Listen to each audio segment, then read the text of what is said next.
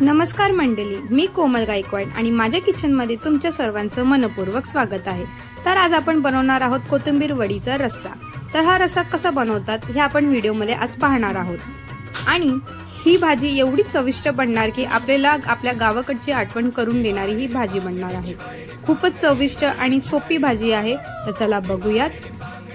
सर्वात अगोदर आपल्याला वडीमध्ये लागणारा गोडा मसाला बघूया। त्यात काही लागणार आहेत ते किसलेलं खोबरं, हिरव्या मिरच्या चवीनुसार आणि नंतरला जाड चिरलेले टमाटर आणि उभे चिरलेले कांदे। आता आपण ह्यांना तव्यावर परतून घेणार आहोत।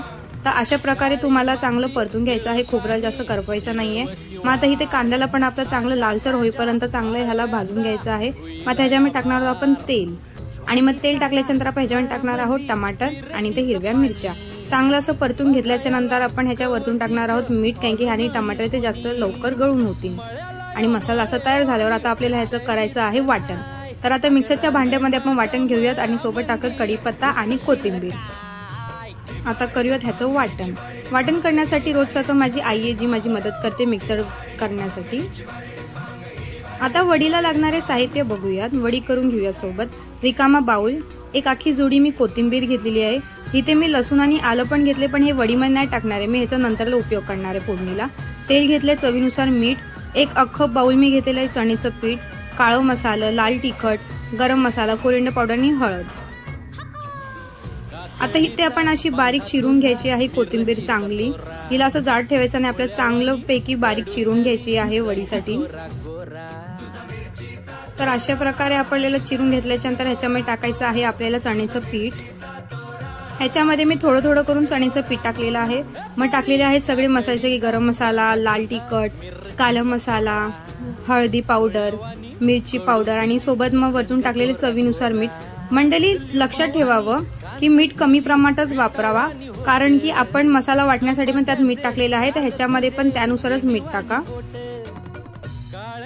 आता सगळे मसाले टाकल्याच्या नंतर आपल्याला ह्याला एक चांगले एकजीव करून घ्यायचं आहे। वरनं तेल सुद्धा टाकायचं आहे आपल्याला ह्याच्यातच आणि एकजीव करून घ्यायचं आहे। चांगलं पिठासारखं आपल्याला ह्याला तिमून घ्यायचं आहे। अगदी 2 चम्मच तेवढं पाणी ह्याच्यामध्ये टाकायचं, जास्त पाणी नाही टाकायचं, नाही तर पूर्ण असं पिठल्यासारखं होऊन जाणार, तर चांगली नाही बनणार ही वडी।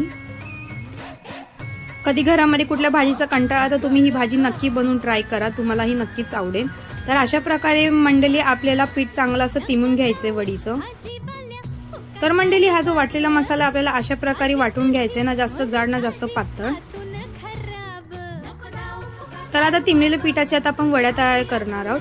असं चाळणीला चांगलं असं तेल लावून घ्या, त्याने वडी आपली चिपकणार नाही खालती। हातावर तेल लावून घ्या आणि वडी करून घ्या। असे छोटे छोटे गोळे किंवा आबोडदोबड पण तुम्ही वड्या करू शकता। आता बनलेल्या वड्यांचं आता आपण करणार आहोत स्टीम। अशा प्रकारे मी वड्या करून घेतलेल्या आहेत आणि आता ह्यांना ठेवणार आहे मी स्टीमला, म्हणजे वाफेवर ठेवणार आहे मी। आता करा गॅस चालू, ठेवा, त्याच्यावर भुगून टाका, त्याच्यावर पाणी, मी एक तांब्याभर पाणी ठेवलेलं आहे आणि 10 मिनिटासाठी मी ह्याला ठेवणार आहे वाफेला झाकण ठेवून। मंडळी ही वडी जेव्हा शिजून झाल्याच्या नंतर आपण ह्याची काप पण करणार, म्हणजे आपण हिला कापणार आहोत मधून। तर असं सुरी किंवा चम्मच नाही तर टूथपिकने असं चेक करायचं की आपली वडी शिजले गेलेत की नाही। वडी इथं बघा माझी वडी शिजली आहे। तर आता मी करते गॅस बंद। आता मी वडीला करून घेणार आहे तेलामध्ये फ्राय, थोडीशी कुरकुरीत करून घेणार आहे, म्हणजे भाजी रस्स्यामध्ये खराब होणार नाही किंवा अशी तुटणार नाही किंवा खिमा होणार नाही। तर अशा प्रकारे मी जी वडी आहे ती मधून कापून घेतलेली आहे किंवा चिरून घेतलेली आहे। तुम्ही अख्खीही ठेवू शकता, तुम्हाला जसं आवडेल तसं। तर हे बघा मी अशा प्रकारे चांगली फ्राय करून घेतली आहे हिला। आणि आता ह्याच कढईमध्ये मी हिची फोडणी देणार आहे। तर ह्यातला जो एक्स्ट्रा ऑइल आहे तो मी काढून घेत आहे। तर आता तुम्ही ते बघू शकता, मी कढईमध्ये जास्तीत जास्त तेल ठेवलेलं आहे, कारण की या भाजीला जास्त तेल लागतं। आणि आता ह्याच्यामध्ये मी फोडणीला दिलेलं आहे आलं लसूण आणि आता जे वाटलेलं वाटण आहे ते टाकलेलं आहे। आता सोबत ह्याच्यामध्ये टाकते आहे मी सुके मसाले, जसे की हळदी, लाल मिरची पावडर, नंतरला ह्याच्यामध्ये टाकलेला आहे काळा मसाला आणि मग ह्याच्यामध्ये मी जो काला मसाला वापरला आहे तो मी ह्याच्यामध्ये 2 टेबलस्पून टाकलेला आहे। आणि सोबत मी ह्याच्यामध्ये धना पावडर टाकले आहे, गरम मसाला टाकलेला आहे। तुम्ही तुमच्या हिशोबाने तिखट मसाले टाकू शकता, जेवढं तुम्हाला तिखट प्रमाण आवडेल तेवढं। मग आता ह्याला चांगलं एकजीव करून चांगलं असं परतून घ्यायचं आहे।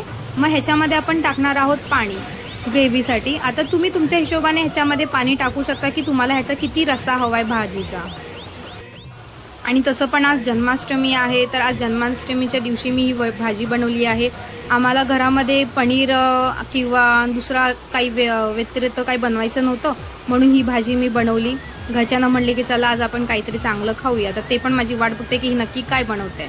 तर बघा मंडळी, अशा प्रकारे मी ह्याच्यामध्ये कंटेन्सी ठेवलेली आहे पाण्याची।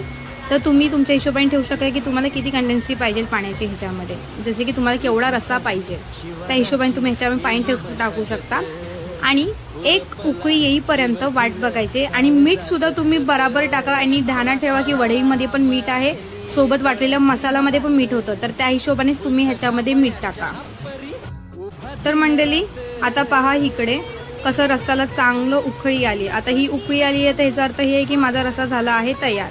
तर आता ह्याच्यामध्ये मी टाकणार आहे ते चिरलेले कोथिंबीरचे वडे। मंद गॅस करून मी टाकलेले आहेत वडे। वडे जरा टाकताना थोडं सांभाळून टाका, नाहीतर ते जे गरम गरम रस्सा असतो तो आपल्या हातावर उडू शकतो आणि चटके लागू शकतात, कारण की मला चटके लागलेले आहेत, तर मी तुम्हालाही सांगते। तर मंडळी तुम्ही पाहू शकता की किती चांगलं तेल सुटून आलेलं आहे माझ्या कालवणावर किंवा माझ्या करीवर, रस्सावर, आणि अशा प्रकारे आपली भाजी झाली आहे तयार।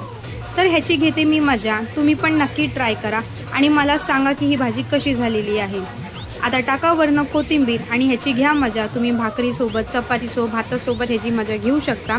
आणि जर तुम्हाला माझी रेसिपी आवडली आहे तर नक्की मला कमेंट करा, फॉलो करा, सबस्क्राईब करायला विसरू नका, बेल आयकन दाबायला विसरू नका। बेल आयकन दाबल्याने तुम्हाला माझे व्हिडिओ सगळ्यात अगोदर भेटेल।